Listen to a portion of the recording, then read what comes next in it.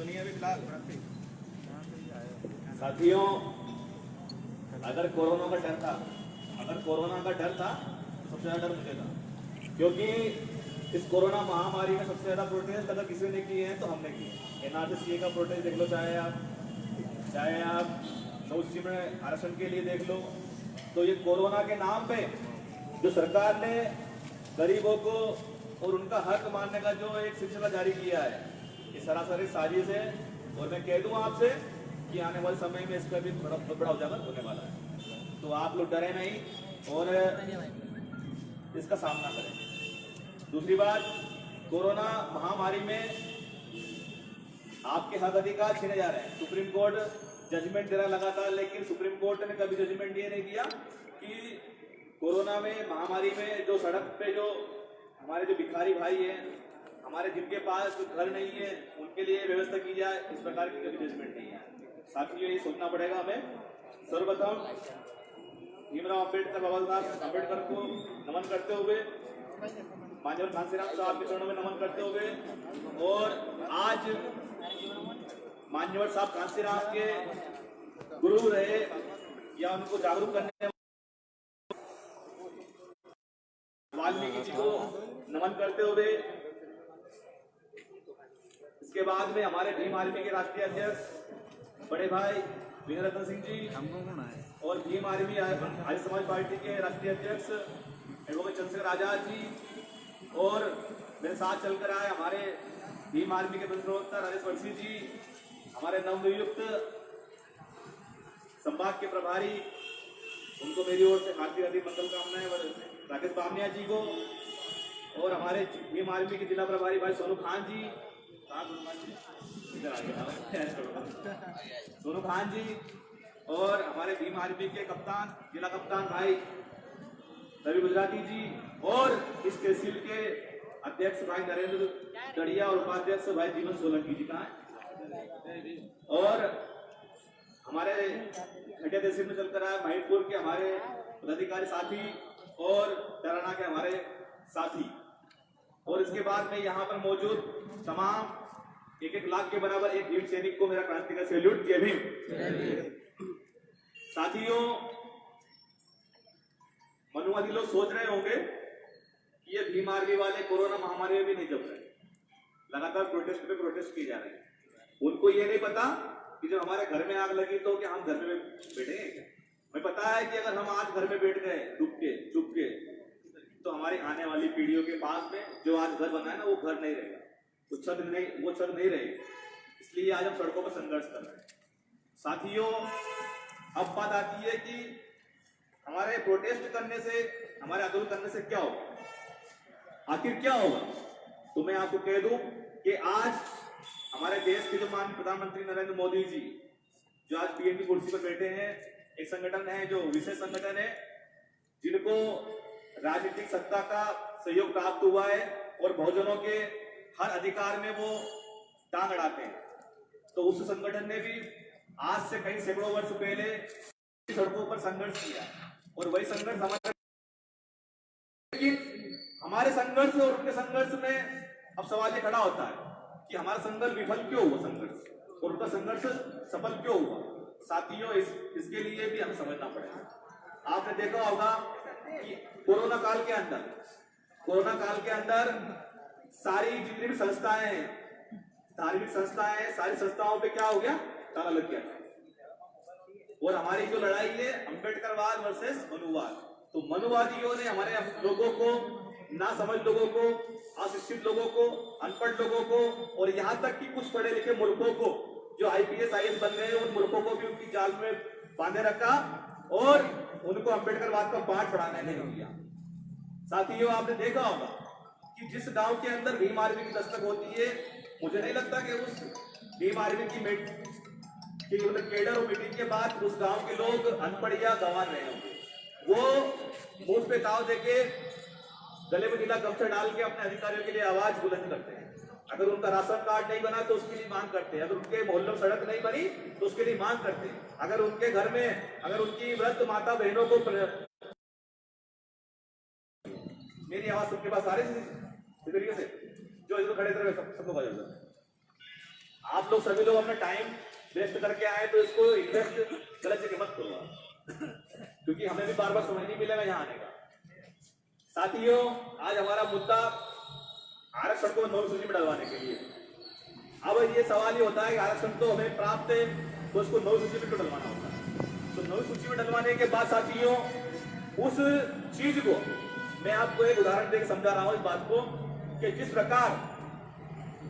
प्रकार एक बच्चा मां के पेट में गर्भ में होता है, तो गर्भ में अगर बच्चा है तो क्या उसको जो सांसारिक जीवन में बाहर जो प्राकृतिक वातावरण में जो बरसात हो रही है, जो ठंड गिर रही है, जो गर्मी हो रही है, क्या उसका फर्क पड़ेगा बच्चे को? बताइए आप मुझे। अरे हाँ यार, आप जवाब दीजिए मुझे। तो ठीक उसी प्रकार जिस प्रकार एक गर्भ में बच्चा सुरक्षित है अपनी मां के पेट में, उसी प्रकार अगर 9वीं सूची में अगर हमारा आरक्षण डल गया तो इसको मोदी का मायका लाल भी कर सकते हैं। और ये बात तो आप लोग लिख के रख ले कि आपने जिनको चुन के भेजा है यहां से, हमारे जो सांसद विधायक है 1072 विधायक है, 131 हमारे सांसद गुलाम है, वो इसके लिए आवाज नहीं उठाएंगे। आपने देखा होगा कि हमारे ये के सांसद ने जब 9वीं सूची में डलवाने के लिए आवाज उठाई तो एक विशेष संगठन के व्यक्ति ने उनको फोन लगाया और कहा कि आपने उनके लिए आवाज उठाई तो आप हमारे लिए, तो उन्होंने कहा कि आपके हम आपके लिए आवाज उठाएंगे। तो मतलब सीट भी इनकी, पट भी इनका। तो साथियों, हमें ऐसे नेताओं से ध्यान में से बच के रहना है। आज जब हमारे अधिकार खत्म किए जा रहे हैं, आपने देखा होगा, बताओ मुझे कितने हमारे साथियों के भाई बच्चे या उनके भाई के लड़के या बहन प्राइवेट स्कूल में पढ़ते? हाथ खड़ा करके बताएं मुझे आप, किनके भाई बच्चे प्राइवेट स्कूल में पढ़ते हैं सर? बताइए मुझे, और बताइए, शर्म ना करें, बताओ बिल्कुल, और बताओ। जिनके भाई के बच्चे प्राइवेट स्कूल में पढ़ते हैं, ठीक है। अब सुनिए आप, कल शिवराज सिंह चौहान जी इंदौर जाते हैं शिवराज सिंह चौहान जी, और वहां पर बीच में कुछ बहादुर महिलाएं, बहादुरी कहूंगा मैं उनको, नहीं तो कुछ ना बर्द तो घरों में बैठे हैं और अपने अधिकार खत्म हुए देख रहे हैं, लेकिन कुछ बहादुर महिलाएं अपने बच्चों के लिए सड़कों पर निकलती है और शिवराज सिंह चौहान सर पर काफिला रोक के कहती है कि हमारे बच्चों को निजी जो स्कूल है, प्राइवेट स्कूल है, वो मनमानी करके फीस बढ़ा रहे हैं। तो इन सब चीजों पर अभी शिवराज सिंह चौहान की प्रेस कॉन्फ्रेंस चल रही है भोपाल के अंदर, मैंने अभी भी देखा है। तो उसमें कह रहे हैं कि निजी स्कूलों की जो मनमानी है वो हम चलने नहीं देंगे। एक तरफ तो आप कह रहे हैं कि निजी स्कूलों की मनमानी नहीं चलने देंगे, और दूसरी ओर आप बोल रहे हैं कि प्रदेश के 12,000 स्कूल निजी हाथों में जाएंगे। तो ये दोगला रवैया इनका, आप मुझे बताइए, लग ही सकते हैं आपको? क्योंकि उनके तो मन में ये भाव है ना कि ये हमारे गांव में साइकिल पे घूमने वाला व्यक्ति, पैदल नंगे पे चलने वाला व्यक्ति, फटे कपड़े पहनने वाला व्यक्ति क्या हम पे आके कुर्सी पे बैठ कर रोक धाड़ेगा क्या? तो वो चीज को देख रहे हैं। साथ ही हमारी लड़ाई इन चीजों से है। आज मोदी सरकार ने एक करके सारी चीजें जो सरकारी चीजें हैं वो प्राइवेट करने में लगी। मुझे तो यहाँ तक जजमेंट अभी सुनने में आया है कि पुलिस को भी निजी हाथों में देने लग गए, उनकी सुरक्षा भी निजी हाथों में देने वाले पुलिस की भी।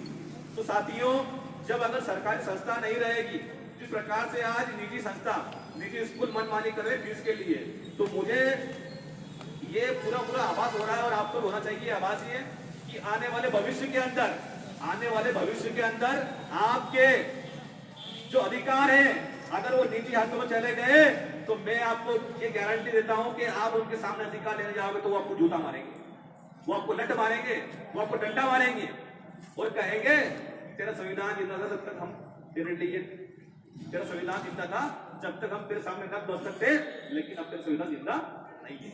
साथियों, आज अगर ये वर्षी जी बैठे हैं, अगर वर्षी जी खड़े मेरे सामने, मेरे साथ में चश्मे से चश्मा लगाकर, तो ये किसकी बदौलत है? संविधान की बदौलत है। नहीं तो क्या आपने हमारे जो पहले पूर्वज थे, क्या कभी वो बने IPS IAS कलेक्टर बने? कभी नहीं बने वो लोग। क्या उनके पास में बड़ी बड़ी मर्सिडीज कारें थी? नहीं थी उनके पास। क्या उनके पास स्कॉर्पियो जैसी गाड़ी थी? नहीं थी। वो क्यों नहीं थी? वो इसलिए नहीं थी कि हमारे लोग अनपढ़ थे, हमारे लोगों के अंदर हमारा अधिकार क्या है। लेकिन आज हम युवा पीढ़ी बाबा साहब के संविधान से पढ़कर इतना समझ गए कि हमारा दोस्त कौन है, दुश्मन कौन है। आज आपने देखा होगा आज आपने देखा होगा बड़े बड़े जो मीडिया संस्थान है, बड़े बड़े जो टीवी चैनल है, वो सभी एक विशेष वर्ग को प्रमोट करने में लगे। कभी आपने नहीं देखा हमारा 2 अप्रैल का प्रोटेस्ट होता है, इतना बड़ा प्रोटेस्ट होता है, तो उसको भी गलत तरीके से दिखाते हैं। अरे भाई, हमने SC ST एक्ट बचाने के लिए प्रोटेस्ट किया था। आप मुझे बताइए क्या घटिया में आपने किसी को मारा गया यहाँ पर 2 अप्रैल के दिन? फिर भी हमको गुंडा बोलते हैं कि 2 अप्रैल के दिन हमने गुंडागर्दी करी। गुंडागर्दी तो आप करते हो सुप्रीम कोर्ट के माध्यम से, गुंडागर्दी तो आप करते हो हमारे SC ST को खत्म करने से, गुंडागर्दी तो आप करते हो जब हमारे समाज का व्यक्ति पुलिस थाने में आता है FIR करवाने के लिए, और आप किसी विधायक से फोन लगाकर बोल देते हो कि FIR नहीं होगी। गुंडागर्दी तो आप करते हो। उस गुंडागर्दी को इन मनुवादी जो तलवे चाट जो गुलाम है, इनको सबक सिखाने के साथ भीम आर्मी का निर्माण होता है। और भीम आर्मी के बाद में इसी घटिया थाने के मैं बता दूं आपको, यही घटिया थाने में हमारे एक बागल समाज के व्यक्ति मर जाता है। शायद अगर यहाँ के परिवार के व्यक्ति मौजूद हो तो समाज के व्यक्ति मौजूद है कोई यहाँ पे नहीं है, तो उसके लिए हमारे पास फोन आता है कि हमारे यहाँ FIR नहीं हो रही है, तो उसके लिए उस दिन भी हम लोग यहाँ पर आते हैं। फिर यहीं पे हम धमकी देते हैं TI को, SP को, कि अगर तुमने इस व्यक्ति की नाम दर्ज FIR दर्ज नहीं करी तो फिर ये रोड जाम होगा, और यहीं पर डेड बॉडी रख के हम लोग चक्का जाम करेंगे जब तक हमारी FIR नहीं लिखी जाएगी। साथियों, जब हमें धमकी देना पड़ती तब जाके हमारी FIR होगी। तो समझना पड़ेगा आपको कि जब आपके अधिकार सुरक्षित है, अभी संविधान सुरक्षित है, अभी इसके बावजूद भी अगर ये सारी चीजें हो रही है, तो जब संविधान नहीं रहेगा तो फिर तो कुछ नहीं होने वाला है, फिर कुछ भी नहीं होने वाला है, मैं आपको स्पष्ट कह दूं। और आज आपने देखा होगा कि आपके जो गांव के जो सरपंच हैं उस समय पे बड़े हितैषी बन रहे होंगे, आज भी बनते होंगे हितैषी, क्योंकि उन्हें अपना चुनाव लड़ना है। लेकिन आप उनसे ये बोल देना कि हमें संत महापुरुषों का पार्क बनाना है, हमें संत महापुरुषों के नाम पे मांगलिक भवन बनाना है, हमें बाबा साहब की प्रतिमा लगवानी है, तो साथियों उनके पेट में दर्द हो जाएगा और उनके पंचायत से आपके लिए 1 इंच जमीन भी वो नहीं देंगे। ये सारी चीजें प्रैक्टिकल हो रही है। अभी हम लोगों ने अन्य कला में प्रोटेस्ट किया, अन्य कला में हजारों हेक्टेयर जमीन सवर्ण वाले छीन के कब्जा करके उस पर कब्जा करके बना लिया अपना जो खेतीबाड़ी करना था। लेकिन जब बाबा साहब डॉक्टर भीमराव अम्बेडकर की प्रतिमा के लिए उन्होंने जमीन मांगी तो उनको जमीन नहीं, 3 साल हो गए। तो आपको घर बैठने से काम चलने वाला नहीं है, आपको लड़ना पड़ेगा। उज्जैन जिले के अंदर, पूरे मध्य प्रदेश के अंदर मैं बता दूं आपको कि हमने एक बिगुल फूका है, और ब्लॉक लेवल पर, विधानसभा लेवल पर हम लोग हर विधानसभा में प्रोटेस्ट कर रहे हैं। इन सब प्रोटेस्ट करने का हमारा एक उद्देश्य है कि आने वाले समय में उज्जैन के अंदर या भोपाल के अंदर इतना बड़ा प्रोटेस्ट करेंगे कि मोदी सरकार को हमारे सामने झुकना पड़ेगा। साथी, आपको किसी भी रसूखदार व्यक्ति से, किसी भी पटेल से, किसी भी दबंग व्यक्ति से आपको डरने की जरूरत नहीं है। अरे वो दबंग के खाक का दबंग है जो एक महिला पे एट्रोसिटी करता है, दबंग है क्या वो? मैं तो उसको हिलडा बोलूंगा। वो क्या खाक का दबंग है जो एक गरीब व्यक्ति को जुल्म करता है, जो एक गरीब व्यक्ति का अधिकार छीनता है, क्या आप उसको दबंग बोलेंगे? तो कुछ मीडिया के लोग भी इनको दबंग की संज्ञा देने वाले हैं, तो उनको भी वो सुन ले इस बात को ध्यान से कि आपकी जब कलम चलती है तो आपकी कलम को ऐसे चलाइए आप कि जो गुंडा उसको गुंडा लिखे, जो गुंडा है उसको गुंडा लिखे, तो फिर भीम आर्मी की कलम चलती है उसको जिला भिड़ा ही बोलेंगे।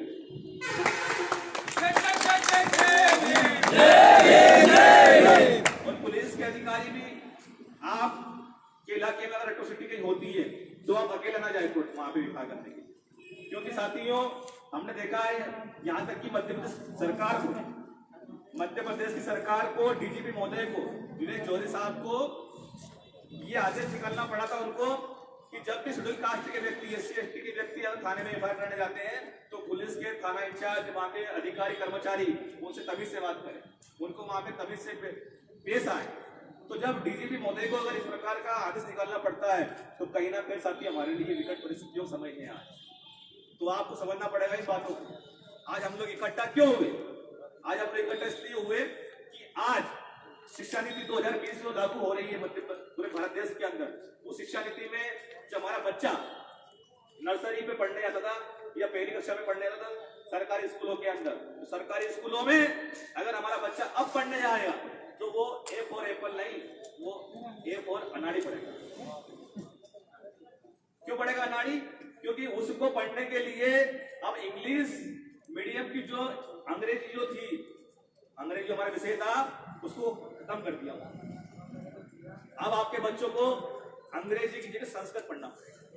अगर मान लो संस्कृत पढ़ भी लिया हमारा बच्चा, तो क्या उसको महाकाल मंदिर के अंदर क्या पुजारी करने का अधिकार मिल जाएगा उसको? क्या नहीं मिलेगा। क्या यहीं पर कोई भी मंदिर हो गया वहां पर उसको मुख्य पुजारी बनने का अधिकार मिल जाएगा? मिल जाएगा क्या? जब उसको ये अधिकार नहीं मिलेगा तो हमें तो ऐसी संस्कृत पढ़ना ही नहीं है। हमें इंग्लिश और हिंदी पढ़ना, जिससे हमारा एक व्यक्ति आईपीएस भी बन सकता है, आईएएस भी बन सकता है, एसडीएम बन सकता है, कलेक्टर भी बन सकता है। हमें ऐसे सब्जेक्ट पढ़ना पड़ता है। तो आपको जब आपके यहाँ स्कूल खुले तो आपको इन चीजों का भी विरोध करना है, और इसके लिए हम लोग उज्जैन में बहुत बड़ा प्रोसेस करने वाले हैं। आपको वहां पर भी आना पड़ेगा साथियों। इसके बाद में जब ये सारी चीजें हो जाती है, इसके बाद फिर बात आती है हमारे बेरोजगार युवाओं की। आप बताइए मुझे, लॉकडाउन के अंदर जो लॉकडाउन लगा सरकार ने, जब पूरे देश के अंदर लगभग 500 केस भी नहीं थे उस समय पे, 500 केस भी नहीं थे पूरे देश के अंदर, तब इन्होंने क्या किया? लॉकडाउन किया।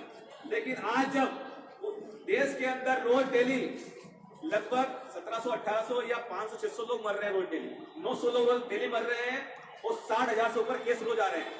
जब इन्होंने लॉकडाउन खोला तो बताइए मुझे मूर्ख कौन? आप है क्या? वो है मूर्ख मुखिया।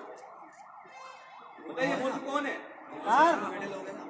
प्रशासन के जो लोग हैं वो मूर्ख हैं। जब 500 केस नहीं थे पूरे देश के अंदर तो आपने लॉकडाउन किया, जब 60,000 केस पर डे आए तब आपने लॉकडाउन खोल दिया। अरे भाई, लॉकडाउन से हमारे लोग मर गए, हमारे लोग ट्रेन में कट के मर गए, हमारे लोग भूख से मर गए, हमारे लोग प्यास से मर गए, हमारे लोग नंगे पेट चल चल कर मर गए। एक वीडियो देखा था मैंने, एक बच्ची थी छोटी, 5 साल की बच्ची थी, और उसके माँ बाप दोनों उसको लेके आ रहे थे।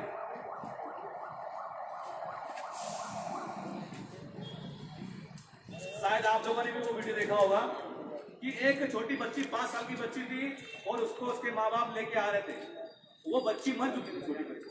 तो पुलिस वालों ने उनके ऊपर भी अत्याचार किया।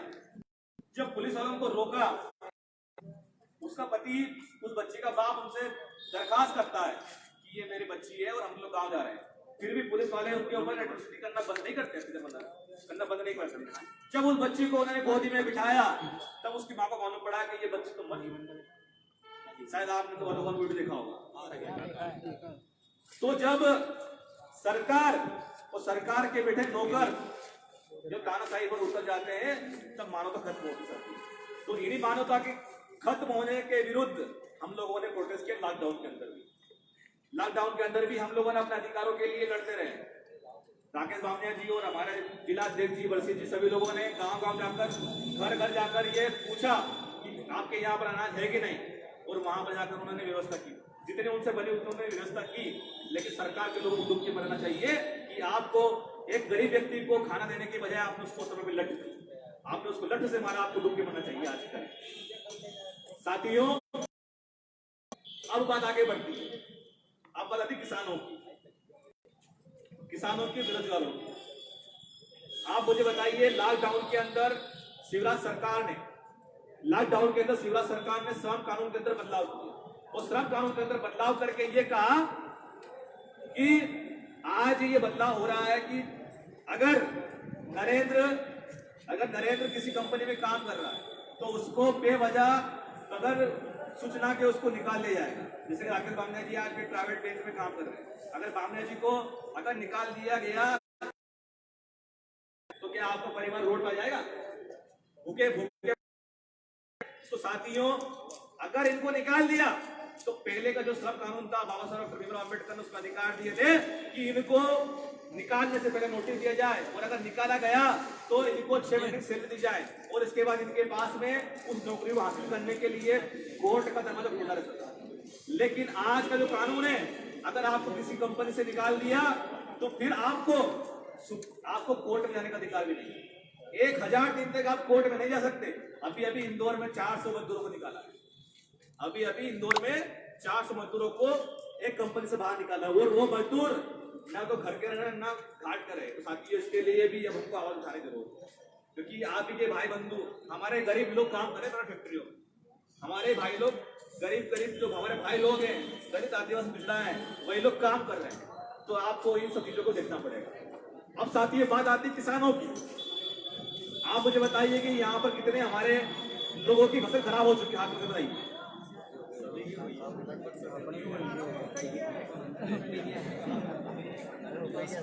तो जब शिवराज सिंह चौहान ने जब पिछली बार सरकार में नहीं थे, तब तो इन्होंने बड़े बड़े तीर मारे थे कि अगर मेरी सरकार होती तो मैं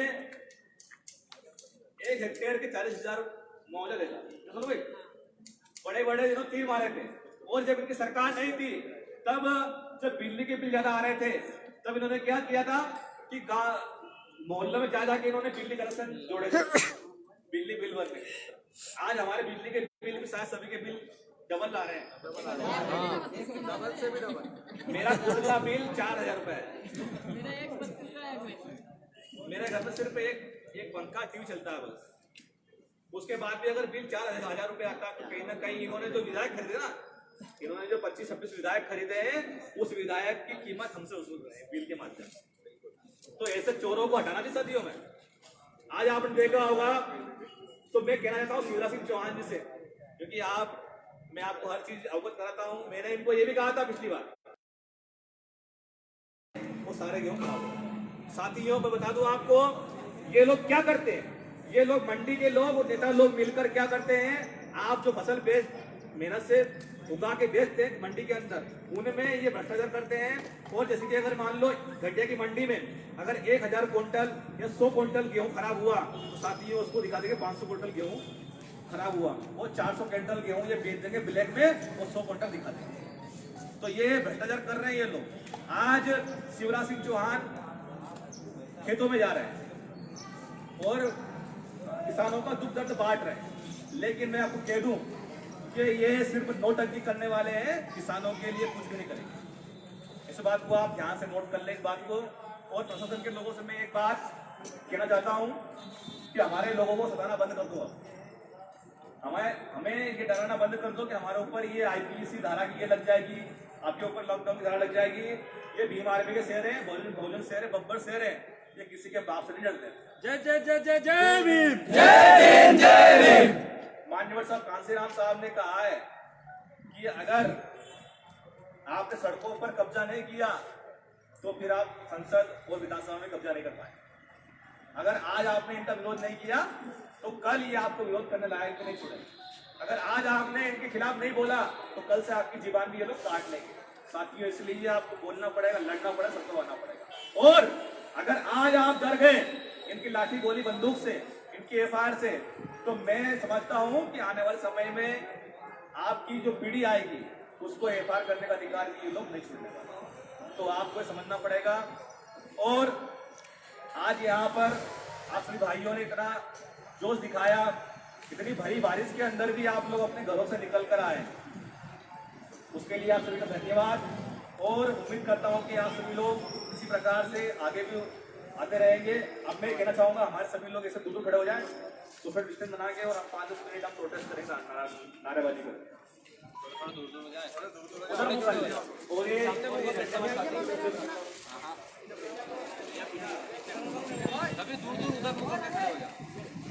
सभी लोग ऐसे पकड़ लो, 1 मीटर की दूरी बना, यहाँ पे और भेज जाओ।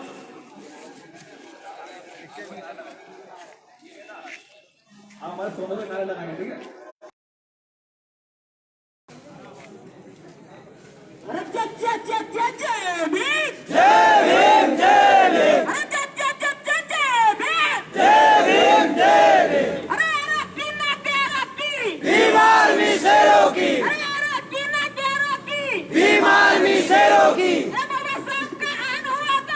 बहेगा सड़कों पर,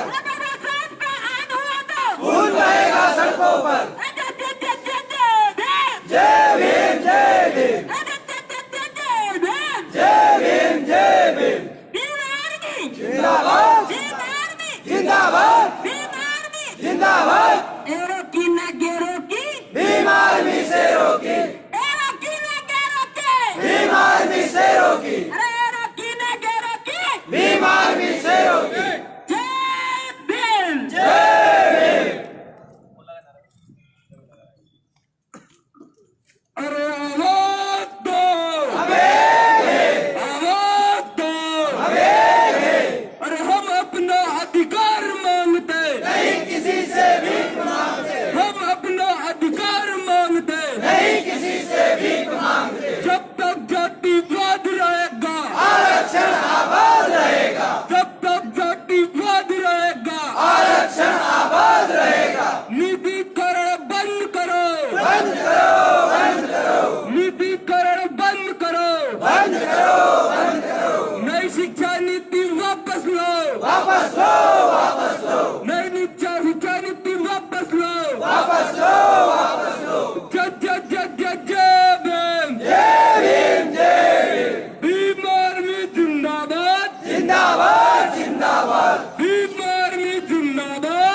जिंदाबाद जिंदाबाद शेरों की न गैरों की, भीम आर्मी शेरों की, शेरों की न गैरों की, भीम आर्मी शेरों की। आवाज दो, हम एक हैं, आवाज दो। हम एक हैं।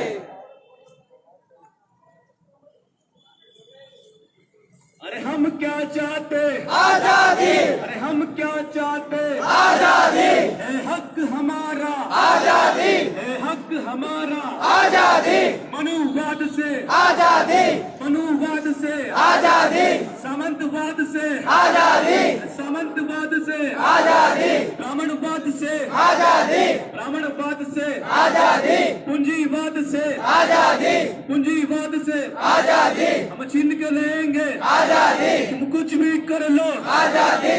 जय जय जय जय जय भीम। जय भीम, जय भीम। शिवराज सरकार मुर्दाबाद, मुर्दाबाद, मुर्दाबाद, शिवराज सरकार मुर्दाबाद, मुर्दाबाद, मुर्दाबाद, शिवराज सरकार मुर्दाबाद। मुर्दाबाद, मुर्दाबाद। निजीकरण को बंद करो, बंद करो, बंद करो, निजीकरण को बंद करो, बंद करो, बंद करो, निजीकरण को बंद करो। बंद करो, बंद करो। मोदी सरकार मुर्दाबाद, मुर्दाबाद, मुर्दाबाद, मोदी सरकार मुर्दाबाद, मुर्दाबाद, मुर्दाबाद, मोदी सरकार मुर्दाबाद। मुर्दाबाद, मुर्दाबाद। दुष्कर्मियों को फांसी दो, फांसी दो, फांसी दो, दुष्कर्मियों को फांसी दो, फांसी दो, फांसी दो, दुष्कर्मियों को फांसी दो। फांसी दो, फांसी दो। साथियों, एक बात और, थोड़ा सा स्पष्ट, एक बात और। अभी मध्य प्रदेश के अंदर आपने देखा होगा कि पूरे मध्य प्रदेश के अंदर जगह जगह से ये बात आ रही है कि दलितों को और आदिवासियों को शमशान घाट पे उनके मरे हुए लोगों से भी परेशानी है। मतलब ये लोग इतना डरते हैं कि हमारे मुर्दों से भी इनकी बहुत बड़ी मतलब पेड़ बसती है, पड़ती है इनकी। मतलब के हम जिंदा हैं तो शेर है, और अगर मर गए तो आवाज है। मतलब शमशान घाट पे हमारे लोगों को जलाने के लिए जगह भी नहीं दे रहे हैं लोग। इनके मन में क्या चल रहा है हमें पता है, लेकिन बाबा साहब डॉक्टर भीमराव अंबेडकर ने इसका इलाज हमें वर्षों पहले बता दिया है कि इन मनोवादियों का इलाज आपको कैसे करना है। साथियों, एक होकर इन्होंने शौचालय तो बनवा दिए, लेकिन साथियों अब हमें शमशान बनवाने की भी लड़ाई अपने को लड़नी पड़ेगी। मुझे नहीं लगता कि यहाँ पर जितने भी लोग आए हैं सबके गांव में शमशान घाट अच्छे से बने होंगे। तो एक नारा शिवराज के ऊपर ये भी होता है कि शिवराज सर का शमशान घाट बनाओ, घाट बनाओ, घाट बनाओ। आप लोगों को ये बोलना है, मैं बोलूंगा शिवराज सर का शमशान बनाओ, तो आप लोग बनना कि सर में करो, सर में करो, ठीक है? शिवराज सर में करो। अरे शिवराज सर का शमशान बनाओ, सर में करो, सर में करो, शिवराज सर का शमशान बनाओ, सर में करो, सर में करो, शिवराज सर का शमशान बनाओ, सर में करो, सर में करो, शिवराज सर का शमशान बनाओ, सर में करो, सर में करो। मुर्दों पर राजनीति करना बंद करो, बंद करो, बंद करो, मुर्दों पर राजनीति करना बंद करो, बंद करो, बंद करो। अगर ये लोग, अगर हमारे मुर्दों को, हमारे जो व्यक्ति हमारा मरता है उसको जलाने के लिए अगर ये लोग शमशान घाट में जगह नहीं देते हैं, तो फिर आप एक काम करना, उसका हमने इलाज ढूंढ लिया है। आपको उस लाश को ले जाकर जहां पर भी गांव की जो सरकारी जगह चौक होता है ना, चौक मांगलिक भवन होता है, वहां जलाएंगे हम लोग शमशान। हमारा मुर्दा अंबेडकर मांगलिक भवन में ये सरकारी जमीन जो भी पंचायत होती है वहां जलाएंगे हम लोग। वहां तो इनका बाप का बाप पे जाए शमशान घाट से उठ के, तब भी हमारी बॉडी की लाश हो सकती है। तो ये संदेश पूरे प्रदेशवासियों के लिए एक मेरा संदेश है, पूरे भीम आर्मी का संदेश है कि अगर कहीं पर भी अगर आपके व्यक्ति को शमशान घाट में जाने से रोका जाता है, तो फिर आप वहां की पंचायत में जाकर पंचायत के प्रांगण में उस बॉडी का अंतिम संस्कार करें। अगर वहां पर आपको शमशान घाट वहां पर अगर आपको जलाने से रोकता है तो उल्टा उसको जूता मारे, उस सरपंच को या कोई भी हो। तो वर्षी जी, अब आपको अगर आपके इलाके में कहीं इस प्रकार की हरकत होती है तो आपको थाने में धरने देने की जरूरत नहीं है। पहले तो आप वो बॉडी लेके जो पंचायत भवन है वहां जाके जलाओ और उसके बाद फिर उस मनुवादी कुत्ते को उसकी औकात दिखाने के लिए बाबा साहब के जो मंदिर बनाया पुलिस थाना, वहां जाके उसकी हिफाजत। मैं सभी साथियों को बता देना चाहता हूं कि अभी 2 दिन पहले की घटना है महतपुर के अंदर, जो महतपुर एक विधानसभा क्षेत्र है और महतपुर एक सिटी है, वहां पर एक बलय समाज के व्यक्ति की डेथ हो जाती है। तो उसकी जब डेड बॉडी को अंतिम संस्कार के लिए ले जाता है तो वहां पे एक ब्राह्मणवादी व्यक्ति प्रकाश दुबे जो है वो वहां पे डेड बॉडी को जलाने के लिए मना करते हैं और बोलते हैं कि ये यहाँ पर हम जलाने नहीं देते। तो इस प्रकार से घटना हमारे साथ हो रही है। और जब हमें पता चला, बीमारी की टीम को पता चला, हम रात को 11 बजे गए और थाने पर जाकर प्रोटेस्ट किया और उस व्यक्ति के खिलाफ एफआईआर दर्ज करी। तो साथियों, मैं बता देना चाहता हूँ, जो हमारे प्रभारी जी ने बताया है कि अगर इस प्रकार से कोई घटना होती है तो आप गांव के चौराहे पर जाके अपनी डेड बॉडी को जलाओ, और फिर कोई रोकता है तो वो बीमारी को जलाओ, बीमारी के लिए वहां पर आकर आपका इस काम में सहयोग करेंगे। जय भीम। तो जहां पर भी अगर गाड़ी रोके तो आप जलाएंगे अब पंचायत में जाओगे, पंचायत किसके बाप की होती है, उसके बाप की पंचायत, ठीक है। और अगर वहां पर भी आपको जलाने से रोके तो फिर तो जूता आपके पास है। बाबा साहब डॉक्टर भीमराव अम्बेडकर हमारे पूर्वजों ने जूता बनाना सिखाया, उसको मानना हमें पता है कैसे मानना है, ठीक है। तो डरना नहीं है। और दूसरी बात साथियों, ये इसलिए बड़े शर्म की बात है कि यहाँ के हमारी जाति के व्यक्ति दिल्ली में मोदी के पास बैठे कुर्सी लगा थावरचंद गहलोत जी, और थावरचंद गहलोत जी उनकी जाति के व्यक्ति की प्रसाद करने इस प्रकार की एट्रोसिटी होती है। तो मुझे लगता है कि हम लोग आजाद हैं। मैंने इस चीज को उनको भी कहा है, गहलोत जी को भी, कि गहलोत जी अगर आपका फोन नहीं खोलता तो मुझे नहीं लगता कि फिर आपको सर्वनाम को चीज सकते। आप तो बेशर्म है कि हमारे समाज के लोगों को घोड़ी पर से उतारा जाता है, हमारे समाज के व्यक्ति को शमशान घाट पे जाने से रोका जाता है, और हमारे समाज के अधिकारी कर्मचारियों को जातिगत उत्पीड़न किया जाता है, फिर भी चुप रहते हैं। साथियों, इन सब्जी के साथ आप सभी का जय हिंद। और हमारे जिला प्रेसिडेंट गुजराती जी जहाँ पर ज्ञापन देना है वहां पर आप सभी का आभार करेंगे। तब तक हमें बढ़िया शालीन तरीके से आक्रोश होकर जोश में हमें वहां तक ज्ञापन पहुंचना। जय हिंद। हमारे सभी वक्ताओं को बहुत बहुत धन्यवाद। साथियों, अब हमें तहसीलदार साहब को ज्ञापन देना है। ज्ञापन के लिए हमें वहाँ कार्यालय तक चलना है और सभी साथी सोशल डिस्टेंस का पालन करके वहां तक चलेंगे।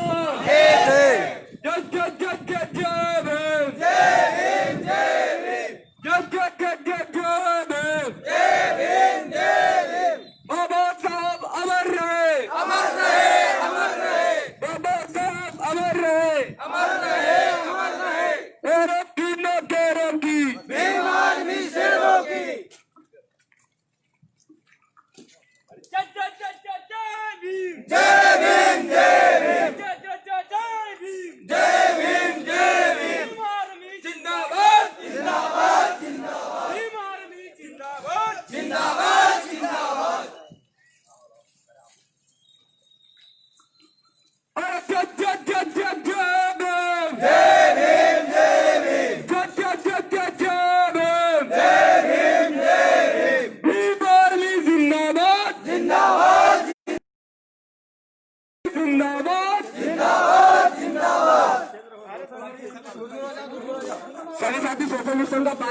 और दूर दूर हो जाए, सामने चले जाए, सब लोग एक हाथ दूर हो जाए, एक एक हाथ दूर हो जाए।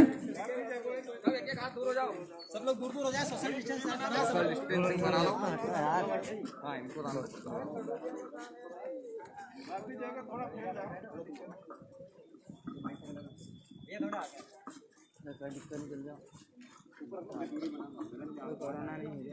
अरे बोले नीचे रख दो, उठाई क्यों रहा?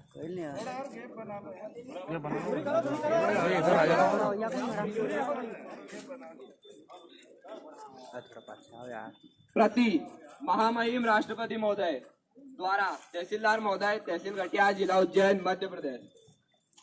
विषय संविधान द्वारा प्रदत्त SC/ST OBC के आरक्षण को संविधान की 9वीं अनुसूची में जोड़ने एवं सरकारी संस्थानों को निजीकरण रोकने तथा निजीकरण में आरक्षण देने तथा जातिगत भेदभाव दंडात्मक कार्रवाई करने बाबत महोदय विनम्र निवेदन है कि यह कि देश में लगातार SC/ST OBC के आरक्षण पर हमले हो रहे हैं। जातिवादी लोगों द्वारा आरक्षण को खत्म करने की योजनाएं बनाई जा रही है, जबकि आज भी देश में SC/ST OBC में प्रदत्त आरक्षण पूर्ण रूप से नहीं मिला है।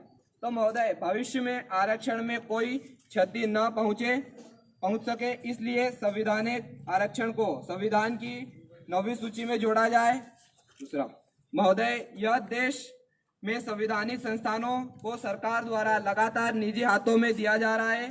सरकारी, भारतीय रेलवे, भारतीय एयरलाइन तथा बैंक आदि अन्य सरकारी संस्थानों को निजी हाथों में देने से देश के युवाओं को भविष्य में बेरोजगारी एवं भूखमरी का सामना करना पड़ सकता है। इसलिए युवाओं में काफी आक्रोश है। तो महोदय सरकार को निजीकरण रोकने के आदेश दिया जाए।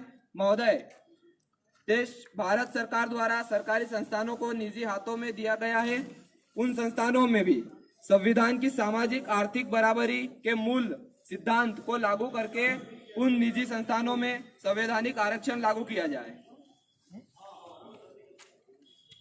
चौथा महोदय, मध्य प्रदेश के कई हिस्सों में आजादी के 74 वर्ष बाद भी ग्रामों में SC/ST OBC के लोगों को मृत्यु के उपरांत लाश को जलाने के लिए शमशान भी नहीं है, पर राज्य सरकार इसके कोई उपाय नहीं निकाल रही है। प्रदेश में दलितों एवं आदिवासियों को शमशान में भी छुआछूत संकीर्ण मानसिकता का सामना करना पड़ रहा है।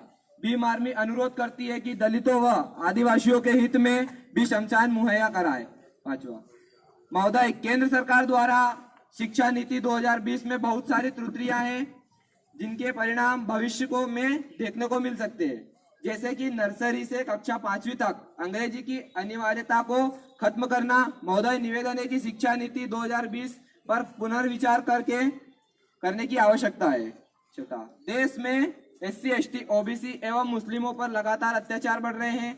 इस पर सरकार का ध्यान नहीं होने के कारण आरोपियों के हौसले बढ़ते जा रहे हैं, इससे समाज में बड़ा आक्रोश है। सातवां महोदय, 2020 में कोरोना महामारी के कारण किसानों की स्थिति बहुत खराब है और ऊपर से फसलों में लगी बीमारी से किसानों की कमर तोड़ दी है, जिससे कि किसानों को आर्थिक मंदी का सामना करना पड़ रहा है और भविष्य में भी भारी सामना करना पड़ सकता है। अतः आपसे निवेदन है कि किसानों की फसलों का मुआयना कर उचित मुआवजा देने का राज्य सरकार को निर्देश दे। अतः महोदय आपसे निवेदन है कि राज्य सरकार व केंद्र सरकार को सामाजिक न्याय, आर्थिक आजादी एवं उक्त लिखित बिंदुओं पर तुरंत कार्रवाई हो, नहीं तो भीम आर्मी भारत एकता मिशन को जन भावनाओं को देखकर न्याय के लिए जन आंदोलन एवं धरना प्रदर्शन करने के लिए मजबूर होगी। भवदीय जीवन सिंह वाघेला, जिला सचिव उज्जैन, भीम आर्मी, मध्य प्रदेश।